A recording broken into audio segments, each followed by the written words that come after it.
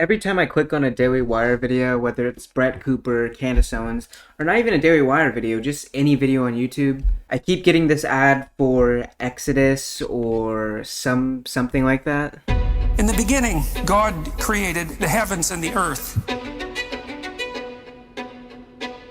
Turns out that a book is more durable than stone. It's more durable than a castle. It's more durable than an empire.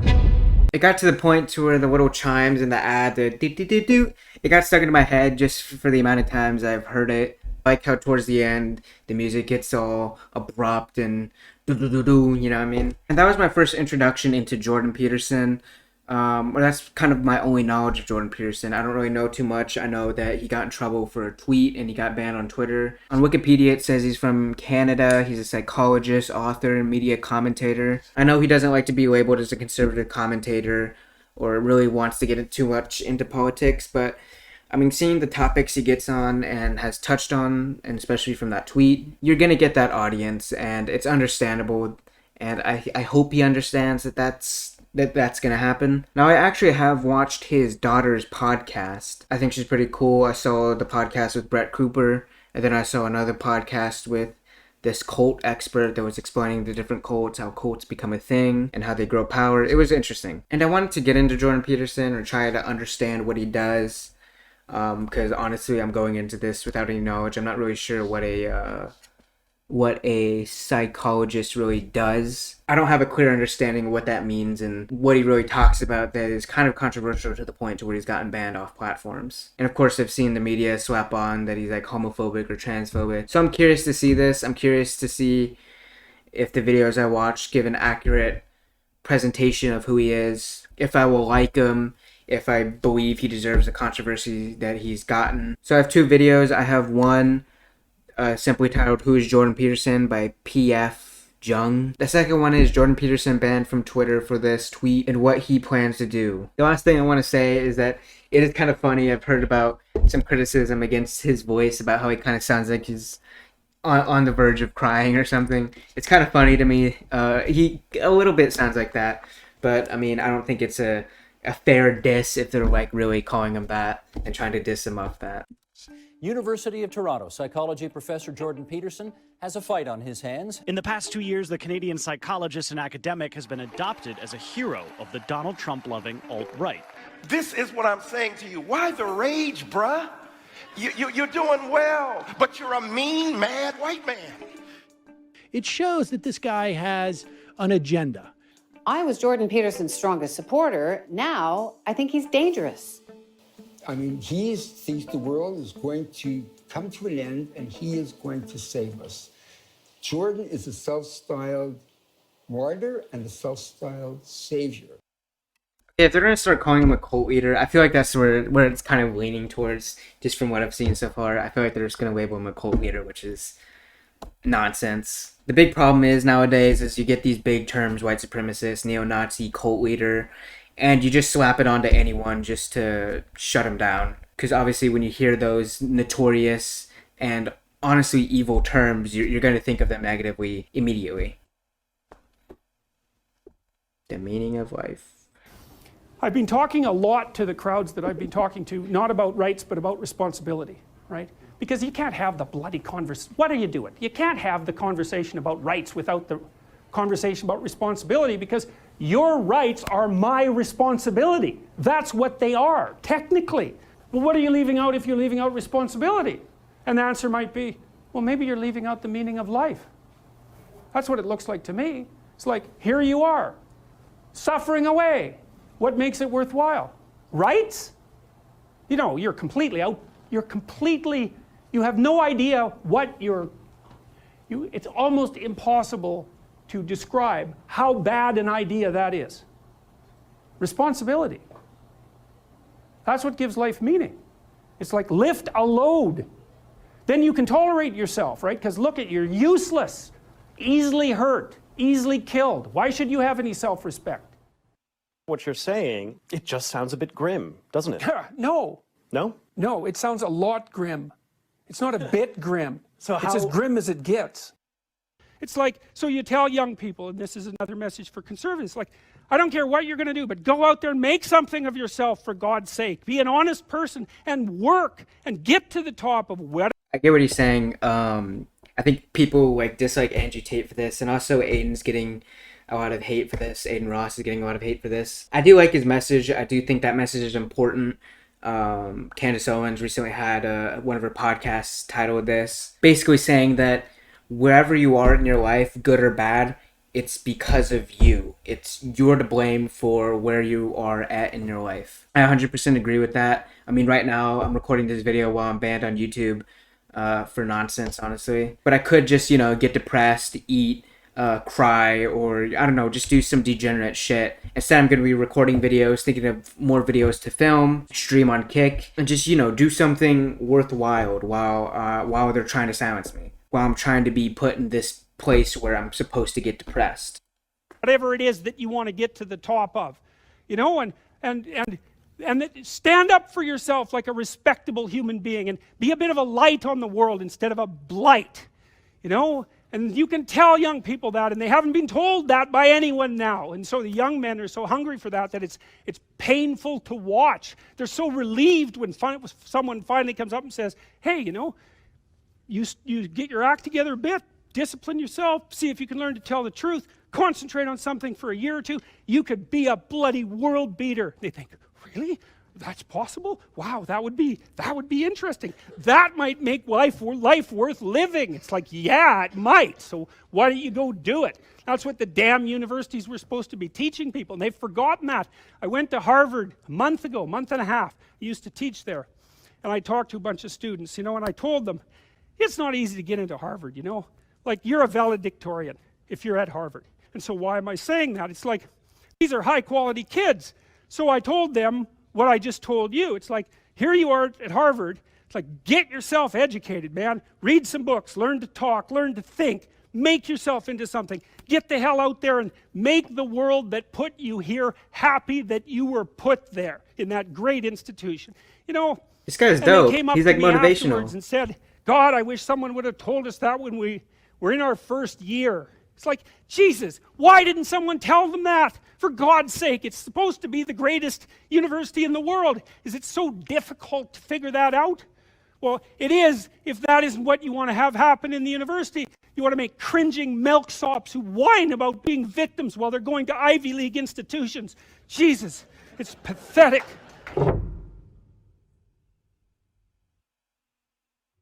So one kid, for example. So there's a part of this video that I had to cut out because of copyright. I think it was Dr. Oz. But I'm going to explain to you what was happening. Basically, Dr. Jordan Peterson, he was telling two stories. One of them was about this guy that he met who was once homeless. And ever since he found Peterson, once he started listening to Peterson, listening to his videos, his wife turned around. He got married. He has a kid now. And he was just showing Peterson appreciation and thanking him for what he did for him and how he changed his life. The second one was about this kid, probably around a 20-year-old, basically saw Dr. Peterson out and about and stopped him, told him, I have something to tell you, wait here. And he went to go grab his father out of the car and explained to Peterson how he helped the relationship and helped him connect more and helped him create a bond and helped them have a real father-son relationship. As Peterson was telling the story, obviously he was getting emotional. And where the footage picks up is me pausing the video and talking about my thoughts about this whole situation, my thoughts on the stories, and plenty more. So let's get you back to the original video. That shit's gotta be crazy just to, like, you get like an actual example of another person, a human of life, someone of life, comes up to you and says, you changed my life for the better. That's, like, no wonder you get emotional. That I'd get emotional if that were to happen. I mean, that's my goal. And it's like, that's incredible, He can change someone's life for the better. Like that story he was telling about the homeless dude who like has a wife, has a kid, is getting an apartment. That's dope. I love those stories, it's just those stories of everyone tried so hard to push you down. I don't like saying society, but I mean, it's kind of true. Society is really pro-depression because they want to control us, and you just got to fight that depression by working hard. And if you have money and if you're successful, you deserve that success as long as you worked hard for it. My relationship with my father together, and it's really worked. So how do you want to be remembered years from now when the world looks back on what we're witnessing right now, what should people say about Jordan Peterson?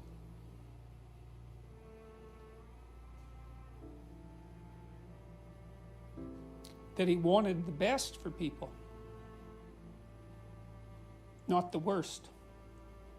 And the reason I want the best, I think, is because I know a fair bit about what the worst is like. And I definitely don't want that. And that's a conscious decision to turn away from that. It's like, enough hell. That's the lesson of the 20th century. And so it means that we take responsibility for that. And we put the world together and we start with ourselves. And so all these people line up and, you know, they have their 15 seconds with me, and they're kind of tentative. They're excited and attentive when they come up to talk to me, and then they have, 15 seconds of time to tell me something. I'm really listening to them, and they're hesitant about whether or not to share the good news about their life, and I think it's often because when people share good news about their life, people don't necessarily respond positively. They don't get encouragement. And people need so little encouragement. It's just unbelievable. And so they'll tell me something good, and I think, oh, that's so good. Somebody says, oh, I'm getting along way better with my father. I hadn't seen him for 10 years, and now we get along. It's like, God, great. That's dope. I don't see how, people get mad at this shit. And also, if there's any leftists watching this video and are thinking, oh, I picked out this video specifically, I didn't. I just randomly picked this video. I didn't know what was going to be in here. I didn't know if it was going to be a hit piece or if it was going to be something like this. And fortunately, it was something positive, which is good. The world needs positivity, man. And from what I saw here, it seems like you're spreading some positivity, and that's dope. Let's start with Jordan Peterson. A couple things related to Jordan. First, last night, you may have seen this. The Daily Wire, Ben Shapiro's news and entertainment and cultural website thing, big thing. It's a big thing at this point. They announced that they've signed Jordan Peterson. So that's great news, obviously, for Jordan and our friends over at the Daily Wire. But the day was not perfect for Jordan because earlier in the day, he was suspended from Twitter. He remains suspended on Twitter right now. And let's throw the image up right here. So here's the tweet that got him suspended. Now, I just want to clarify for... I don't know if he's going to read it. Remember when pride was a sin and Ellen Page just had her breasts removed by a criminal physician? Okay, it took me a minute to realize that I may have, gone on TikTok and looked this up. Now I understand the issue. It's because Ellen Page is apparently a male now, and big ol' meanie bully Dr. Jordan B. Peterson misgendered Ellen, and apparently that's hateful conduct. That's such a stupid reason. I don't think that should result in a ban or anything. For chronology of this thing, the tweet he put up there is on June 22nd. He was not suspended until yesterday, June 29th. But the tweet is, remember when pride was a sin and Ellen Page just had her breasts removed by a criminal physician. So Ellen Page is the actress who transitioned and I suppose is now known as Elliot Page, and she had her breasts removed. I don't know about the bottom situation or anything like that, but throw the image up one more time. What Twitter said about Jordan's tweet, and again, it was left up for a week, they said that it violated their rules against hateful conduct. You may not promote violence against, threaten, or harass other people on the basis of race, ethnicity, national origin, sexual orientation, harassment, gender identity, what, religious... because it was by a criminal physician? Here's the thing, I don't know the story or the circumstances around Elliot/Ellen Page. I don't know if something happened in his life that caused him to feel like he was in the wrong body. And if it was something kind of stupid and ridiculous, just like being depressed and feeling like just because you're depressed you feel like you're in the wrong body, then it is a criminal physician, because that's not right. But even just saying criminal physician, that's an opinion. I can say people are allowed to say the president is the worst president ever. Nothing happens. It's so stupid, man. Religious affiliation, age, disability, or serious disease. Now, Jordan obviously did not promote violence against anyone. He is a clinical psychologist and a world-renowned author and speaker. Those were his thoughts. Jordan has told me personally he is not going to delete the tweet. Twitter will not put him back unless he deletes the tweet, and he has said to me he will see who blinks first. Of course, myself and several other people on Twitter are trying to defend Jordan, and that then gets the progressive, woke, genderless brigade to report you repeatedly. So my Twitter account has been under attack, and I keep getting these messages from Twitter that I am being reported to the German authorities. But fortunately, at the moment, I have evaded the German authorities. There you go. Twitter is required by German law to provide notice to users who are reported by people in Germany. So Germany's coming after me. We'll see what happens. Anyway, this is just a perfect example. It's not that the Twitter thing is so important and that we should all be lost in the minutia of social media, but these are the cultural flames that end up becoming these big fiery outbursts in our political situation. And it's like, of course Twitter allows hate. Of course Twitter allows people to say mean things and attack people and do all of that stuff. And in no way was Jordan instigating violence against anyone or against Elliot or Ellen or anyone else. Ellen, whatever, or anyone else. I agree. It's ridiculous that he got banned for that. I know he's unbanned now, but I mean, the fact it happened is stupid. I mean, he's not saying anything wild or evil towards the community. He's just criticizing them and saying how they operate and giving his opinion on a topic. You know, Ben Shapiro is very firm on his stance of he's not going to change the gender, he's not going to change the pronouns. I've said this multiple times. I personally do it just because I feel like it's polite, you know, but I don't really go for the they thems anymore. One other thing I heard about Jordan Peterson that I forgot to mention earlier was the Sports Illustrated swimsuit edition comment he made. People's whole like little backstory of getting mad about that was just saying that he was mad that he didn't get his dick hard from it or some shit. I don't know. It was a really dumb argument. An AOC type argument of just saying like the reason you disagree with me is because you want to have sex with me or some shit. It's just idiotic. And no like rational adult speaks like that. So I find that argument really stupid. I mean, it's pretty obvious that that wasn't what he was pointing at. But what I've seen, I mean, he's dope. He's great. I think he's motivating people. He's pushing people to be better. He's to the point. And I love people who are to the point, and I love people and I respect people who say what they believe in and just say the truth. I do see how he gets his following and why people look up to him, honestly. I don't think it's a cult. I think a cult is definitely an overstatement, a big overstatement. And I think anyone who says he's a cult leader or he's resembling signs of a cult leader, they're idiots. There's certainly been times in my life where I wish I had a figure like him to just kind of motivate me, tell me to get out of bed, tell me to do something with my life. Because obviously I'm a person. I've gotten depressed. I've felt bad. I've felt negative. And thank God I've made it out of that situation. And I do honestly want to do some of the stuff that Dr. Peterson does, which is motivate people and change their lives. I think that's the most beautiful thing you can do in this world.